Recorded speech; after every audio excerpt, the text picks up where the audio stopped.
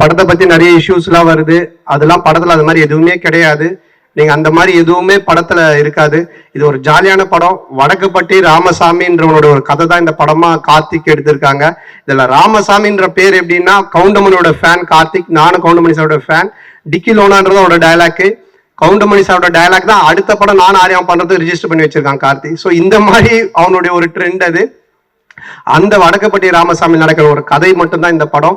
நான் சினிமாவுக்கு வந்தது மக்களாகியவங்க எல்லாரையும் சிரிக்க வைக்கணும், ஜாலியா இருக்கணும். நீங்க 2 மணி நேரம், இது மட்டும்தான் என்னுடைய வேலை. இதை தவிர யார் மனசையும் புண்படுத்தணுமோ இல்ல யாரையும் தாக்கி பேசணுமோ இல்ல ஏதாவது இது பண்ணணுமோன்றதெல்லாம் எனக்கு நிச்சயமா கிடையாது. இதை நான் கும்பிடுற கடவுளுக்கு தெரியும், நேசிக்கிற ரசிகர்களுக்கு தெரியும். தேங்க்ஸ் கார்த்தி. உண்மையிலே நீங்க எப்படி எனக்கு ஒரு தம்பியா இருக்கிறீங்களோ அது மாதிரி என்னுடைய தம்பி தான் சொல்லணும் கார்த்தி. என் மேல அவ்வளோ பிரியம். ஸோ இந்த கதை பண்ணி எடுத்துட்டு வரும்பொழுது டிக்கிலோ நான் முடிச்சதுக்கு அப்புறமா ஒரு லைன் வந்து சொன்னாரு. இந்த லைன் வடக்குப்பட்டி ராமசாமி, இதை கண்டிப்பா காமெடியா ஒரு ஸ்கிரீன் பிளேவோட ஒரு கதையா இத்தனை காமெடியன்ஸை வச்சு பண்றது ரொம்ப சேலஞ்சிங்கான விஷயம். எனக்கு தெரிஞ்சு பண்ண முடியாதுன்னு தான் நினைச்சேன். பட் போய் உட்காந்து சின்சியரா எழுதி எடுத்துருந்து எனக்கு சொன்னாரு. எனக்கு ரொம்ப பிடிச்சிருந்துச்சு.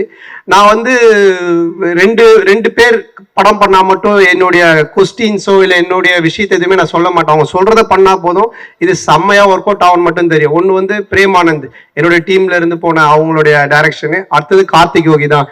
அவ்வளோ ஹியூமர் இருக்கும், அவ்வளோ நல்லா இருக்கும். இந்த படத்துல நீங்க கேரக்டர்ஸ் பார்த்தீங்கன்னா ஒவ்வொரு கேரக்டருமே எப்படி டிடி ரிட்டர்ன்ஸ்ல ஒர்க் அவுட் ஆச்சோ அதே மாதிரி இதுல MS பாஸ்கர் சார்ல இருந்து பிரசாந்த்ல இருந்து கூல் சுரேஷ்ல இருந்து மாறன்ல இருந்து எல்லாருமே ஒர்க் அவுட் ஆகிற மாதிரி இருக்கும்.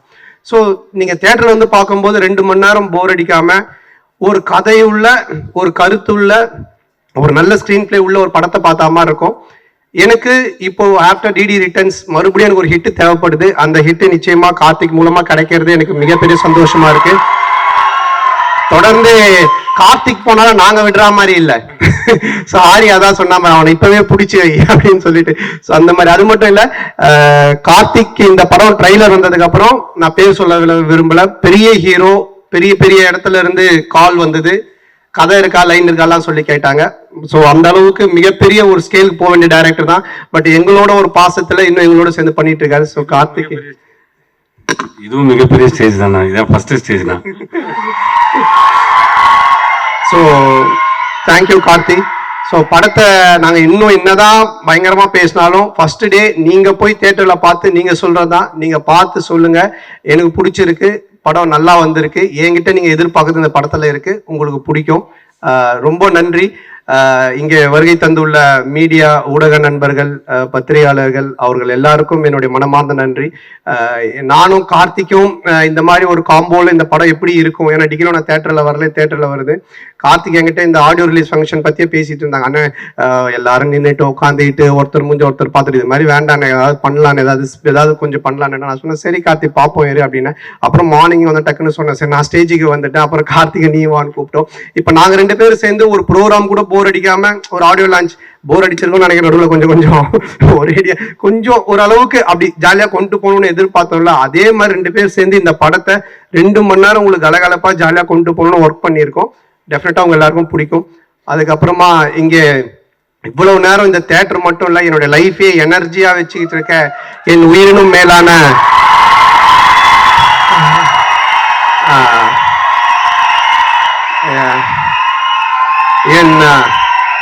என் அன்பு சொந்தங்களாகிய என் ரசிகர்களுக்கு என்னுடைய மனமார்ந்த நன்றி. இதை வழி நடத்திட்டு இருக்க MKS குமரவேல் அவர்களுக்கும், மாநில பொறுப்பில் இருக்கக்கூடிய தமிழ் பிரபா, புளியந்தோப்பு பிரபா, இப்போ ராமகிருஷ்ணன் போன்ற அனைவருக்கும், மற்றும் முக்கியமா இருக்கிற எல்லா என்னுடைய தம்பிகளுக்கும் நன்றி. சும்மா வந்து இதுக்காக கை தட்டாம உண்மையிலேயே இது நம்ம வீட்டு ஃபங்க்ஷன், அதுக்கு எல்லாரும் வந்திருக்காங்கன்னு கை தட்டி என்ஜாய் பண்ணீங்கல்ல, ஸோ அதுக்கு நான் ரொம்ப கடமைப்பட்டிருக்கேன். அதுக்கப்புறம் இந்த படத்தை பத்தி நிறைய இஷ்யூஸ்லாம் வருது. அதெல்லாம் படத்துல அது மாதிரி எதுவுமே கிடையாது. நீங்க அந்த மாதிரி எதுவுமே படத்துல இருக்காது. இது ஒரு ஜாலியான படம். வடக்குப்பட்டி ராமசாமின்றவனோட ஒரு கதை தான் இந்த படமா கார்த்திக் எடுத்திருக்காங்க. இதுல ராமசாமின்ற பேர் எப்படின்னா கவுண்டமணியோட ஃபேன் கார்த்திக், நானும் கவுண்டமணி சாரோட ஃபேன். டிக்கி லோனான்றதோட டயலாக், கவுண்டமணி சாரோட டயலாக் தான் அடுத்த படம் நான் ஆரியம் பண்றது ரிஜிஸ்டர் பண்ணி வச்சிருக்கான் கார்த்திக். ஸோ இந்த மாதிரி அவனுடைய ஒரு ட்ரெண்ட் அது.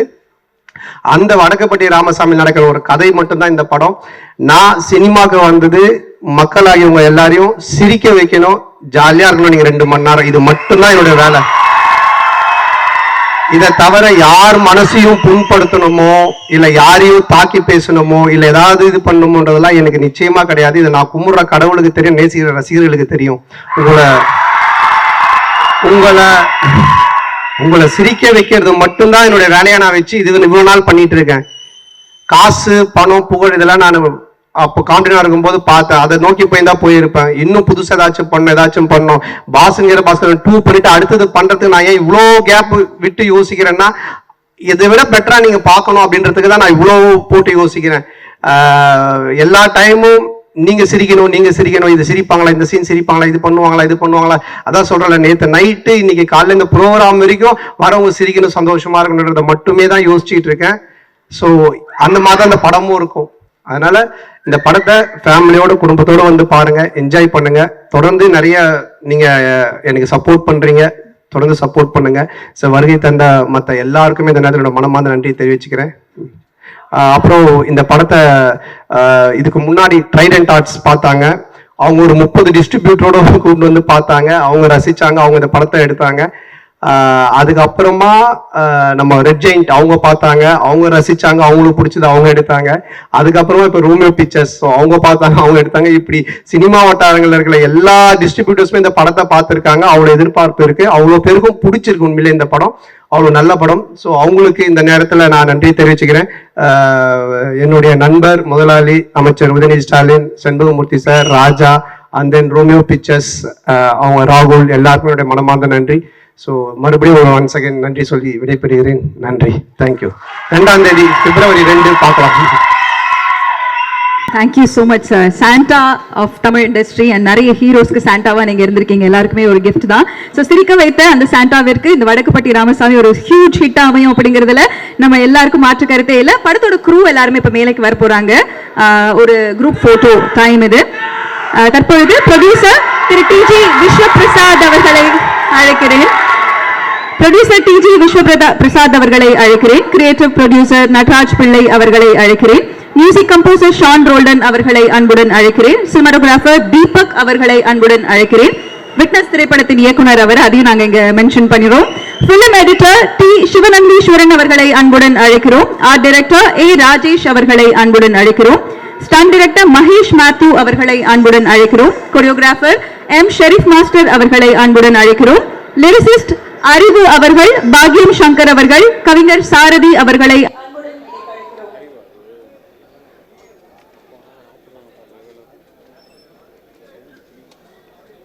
படத்துடைய ADs அனைவரையுமே அன்போடு வேண்டி அழைக்கிறோம். Directors and associate directors and இங்க இருக்கக்கூடிய ஆர்டிஸ்ட், அதாவது திரைப்படங்களை நடிச்சிருக்கக்கூடிய அத்தனை நடிகர்களையும் பணிவன்புடன் வேண்டி அழைக்கிறோம்.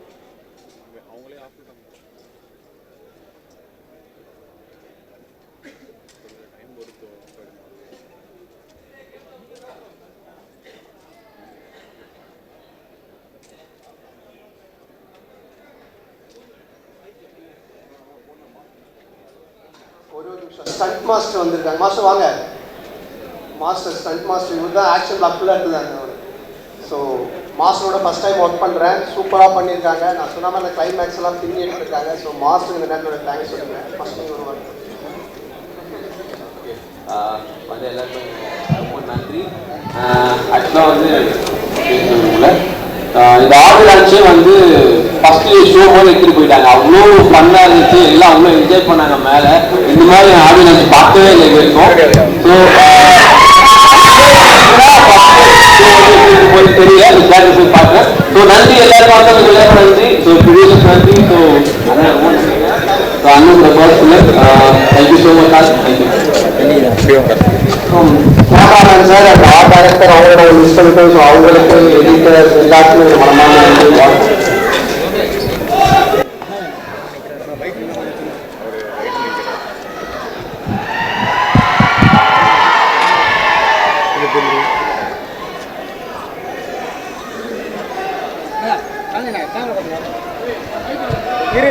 என்ன மைக்க எல்லாமே தூக்கி மேலே